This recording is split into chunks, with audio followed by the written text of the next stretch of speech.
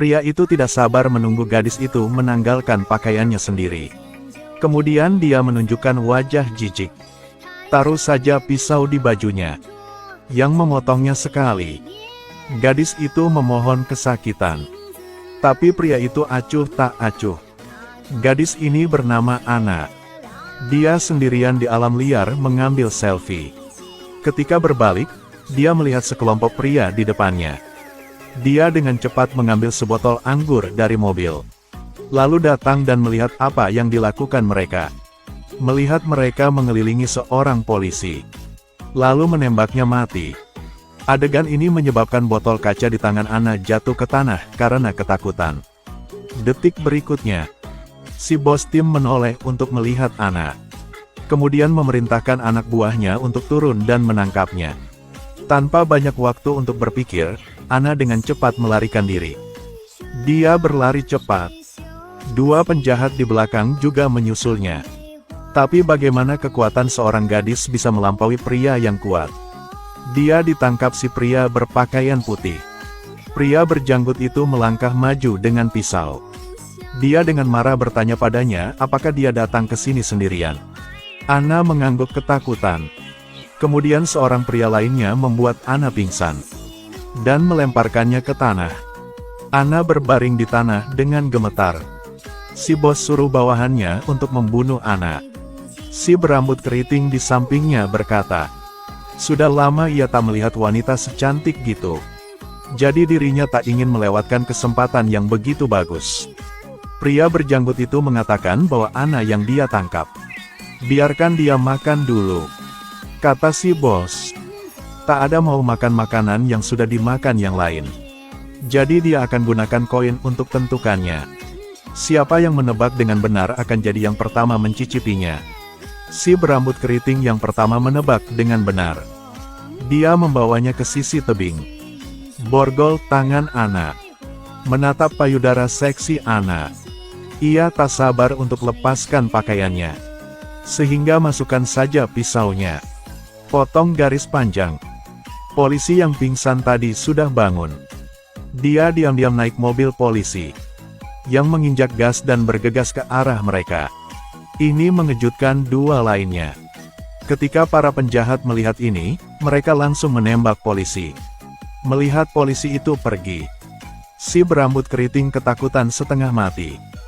Dia pun bergegas mengejar polisi. Namun karena keahlian menembak yang buruk, 5 orang menembak pada saat bersamaan. 81 tembakan dilepaskan secara berurutan. Tapi tak ada yang benar targetnya. Melihat polisi keluar jangkauannya, si bos menjadi marah. Dia dengan cepat buka pintu mobil dan melepas jaketnya. Keluarkan senapan sniper dari sana. Dan lari cepat ke puncak bukit. Perlahan letakkan pistol di atas batu. Karena dia adalah penembak jitu paling profesional. Meski jangkauannya 800 meter, dia dengan mudah tembak dengan benar. Polisi muncul di depan matanya.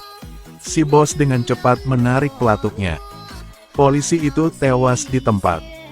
Dia tersenyum puas. Saat ini, Anna menemukan sabuk itu di tanah. Dia merentangkan kakinya yang panjangnya 10 meter, ambilnya ke arahnya. Dia mengambil ikat pinggangnya.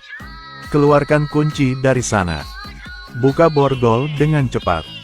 Lalu kabur. Tapi di setengah jalan, dia melihat belati jatuh ke tanah. Karena di hutan belantara ini, dia harus memiliki senjata untuk membela diri. Kemudian dia memanjat pagar kawat berduri. Cepat ke mobil. Keluarkan tasnya. Kemudian buka bagasi dan bawa tas travel. Selanjutnya memanjat kawat berduri dan masuk ke hutan belantara. Si berambut keriting itu tak lihat Anna dimanapun. Itu membuatnya marah. Kemudian dia memberitahu bos. Tapi dia dipukuli bosnya. Si bos berikan setiap orang sebuah pagar untuk hubunginya. Lalu menyuruh mereka mengejar Anna. Orang jahat datang ke mobil Anna. Melihat bahwa Anna telah mengeluarkan ranselnya dari mobil. Ada juga jejak kaki di tanah. Mereka ikuti jejak untuk carinya. Anna saat ini bersembunyi di bawah batu dan sangat ketakutan. Tapi dia harus mendapatkan kembali ketenangannya. Setelah menyesuaikan mentalnya, dia membuka tas travelnya. Keluarkan hal-hal berguna di dalamnya. Lalu terus berlari. Anna berlari dan berhenti. Lalu mundur beberapa langkah. Dia melihat jejak kakinya sendiri di jalan.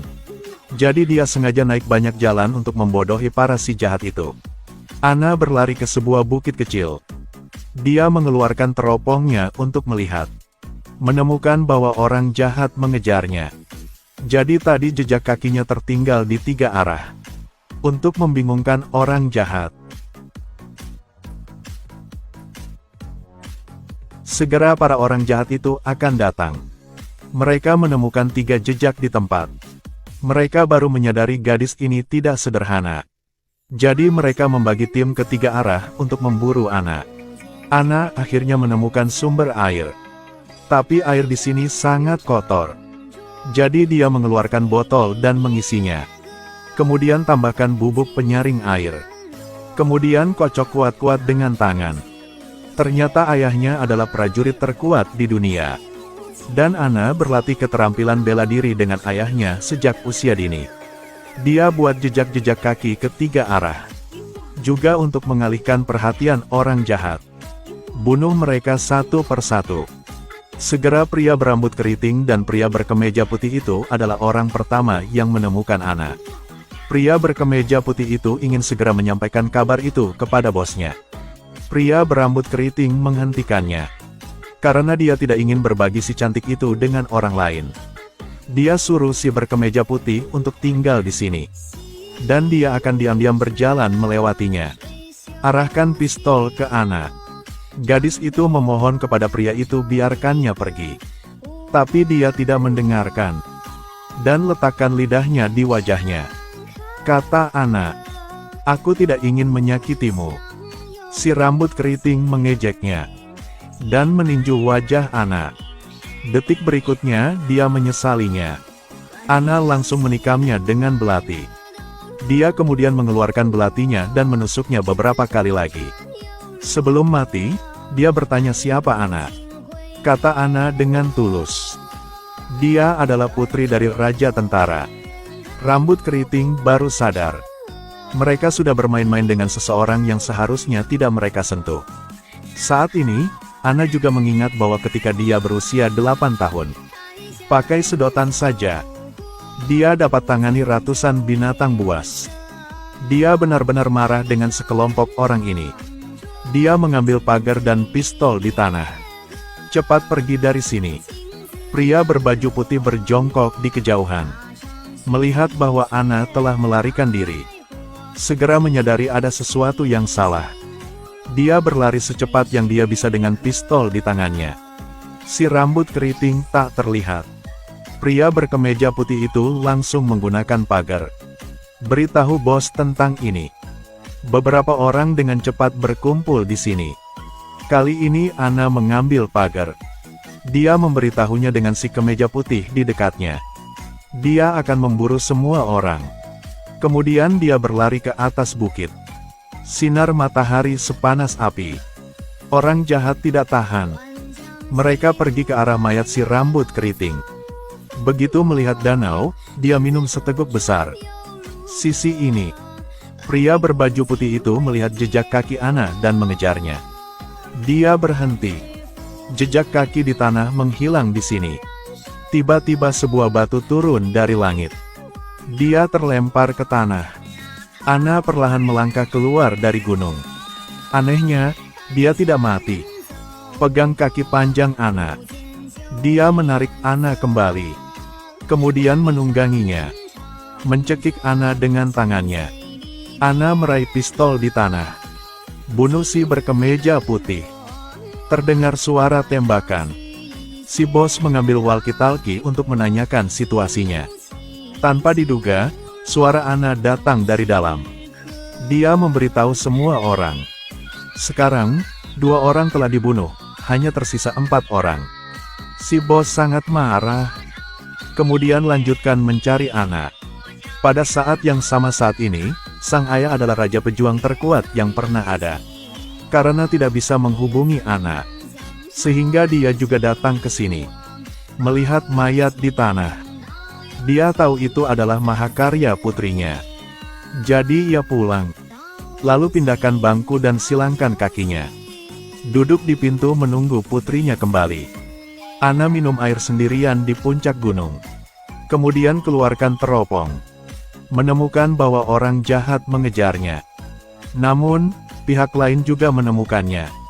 Melihat itu, sang bos segera mengeluarkan senapan snipernya. Arahkan ke Ana dan tarik pelatuknya. Ana hindarinya dalam sekejap. Melihat hilangnya Ana, dia membawa orang-orangnya untuk memeriksa. Saat ini, bawahannya tiba-tiba sakit perut. Ternyata air yang baru saja mereka minum masih belum diproses. Bahkan gitu, bos bahkan mengancam akan mengirim anak buahnya mengejarnya.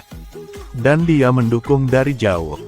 Melihat para perampok mendekat, Ana mengambil senjata dan menembaknya dengan cepat. Melihat itu, si bos dengan cepat menembak lagi. Untungnya, Ana bereaksi dengan cepat. Dia bergegas ke rumah yang ditinggalkan dan bersembunyi. Beberapa orang perlahan mendekatinya dengan senjata. Pria berjanggut itu masuk lebih dulu. Terdengar teriakan.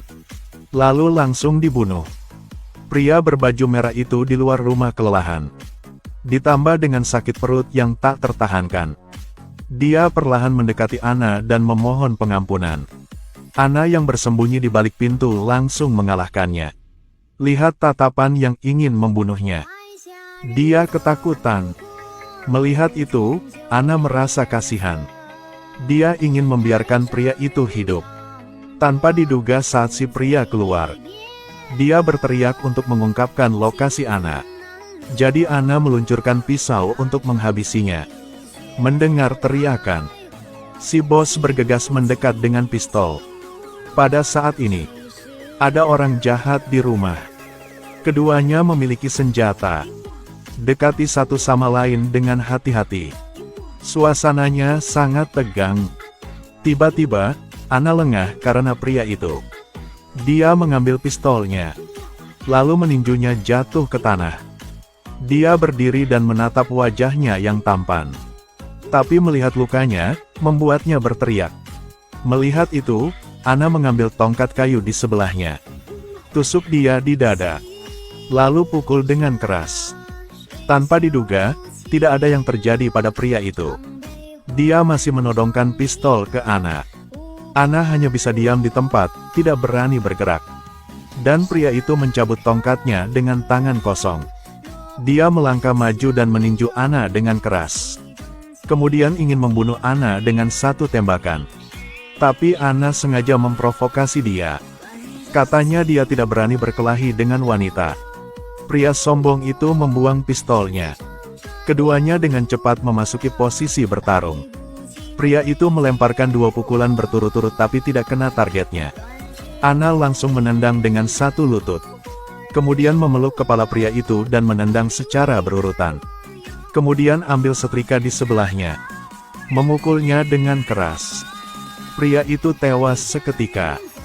Bahkan sampai mati, dia tak pernah berpikir kemampuan bela diri Ana begitu bagus. Ana mengambil 2 pistol dari tanah. Segera setelah dia berjalan keluar pintu, dia bertemu dengan si bos. Dia menghirup napas dalam-dalam. Lalu menoleh. Mengolok-olok si bos hitam adalah komandan yang licik. Dia mencibir. Letakkan senapan sniper dan keluarkan pistolnya. Ketika dia meletakkan senapan snipernya, dia hilang. Saat bos melepaskan tembakan, dia menghindari peluru dengan terbang ke samping. Lalu dia menembakkan kedua senjatanya. Si bos terkena peluru. Dia jatuh berlutut dengan mata terbuka lebar. Dia tidak tahu mengapa. Dia begitu diprovokasi dengan Ana. Kemudian Ana kembali ke rumah sebelum matahari terbenam. Di pintu adalah ayah yang telah lama tunggunya. Keduanya saling berpelukan dengan erat. Ternyata, sekali seorang wanita menjadi kejam. Pria bukanlah apa-apa. Jadi jangan buat kaum wanita marah. Aku tidak dapat menjamin bahwa sang wanita di sebelahmu. Apakah dia seorang master yang tersembunyi?